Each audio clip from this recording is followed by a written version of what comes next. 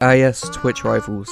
An event that takes normal, everyday Twitch streamers, well, as normal as they get, and pairs them with the best of the best in whatever games they're playing. Recently, there was a Twitch Rivals event for Marvel Rivals.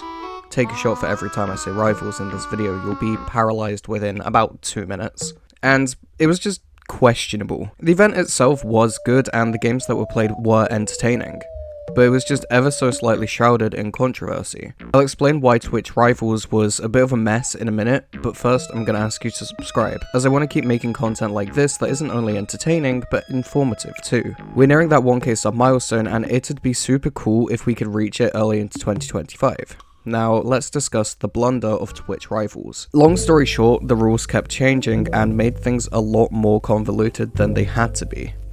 Originally, the limit for Diamond Plus players was 2, making the tournament a lot more casual and about the Twitch streamers rather than the professionals. That rule then changed to a limit of 4 Diamond Plus players per team, allowing much more skilled teams to take part in the tournament with a couple of lower ranked players.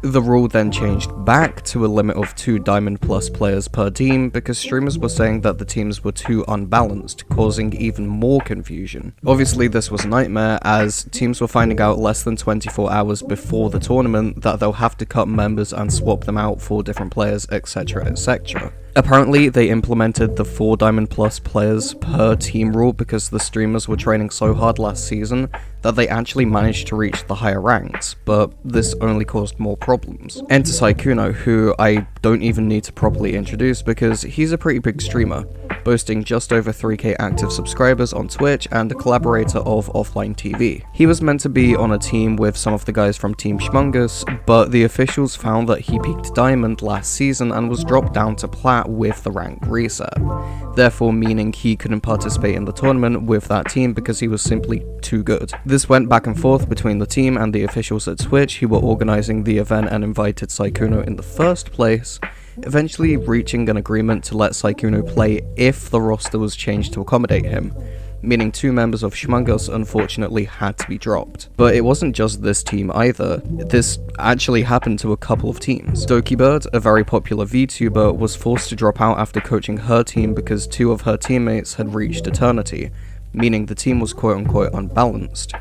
Even though a day before the tournament, everything was fine and dandy. In all fairness, she didn't have to leave, but she felt that her teammates deserved the money and exposure more, which is extremely valiant of her and I feel like we should applaud her for it. It's a shame that she didn't get to play, especially after coaching the team, but what she decided to do was really nice and I'm glad that some good came out of this absolute shit show. But that just about does it for the Twitch Rivals situation. It's just overall a mess, and at the time of writing this, more and more is coming out about how much of a disaster it truly was. It just seems like there was no clear communication or coordination between the officials at Twitch, almost like they didn't know what they wanted the event to be. It was supposed to focus on the Twitch streamers learning a new game and playing with the pros just for fun, but then it was looking like it was gonna be a sweatfest full of GM Plus players just dominating the tournament. So they pulled strings and made and executed a very sloppy, poorly managed tournament. It's a shame because the matches themselves were fine. It's just the fact that Twitch messed around everyone involved in the tournament by changing the rules every day.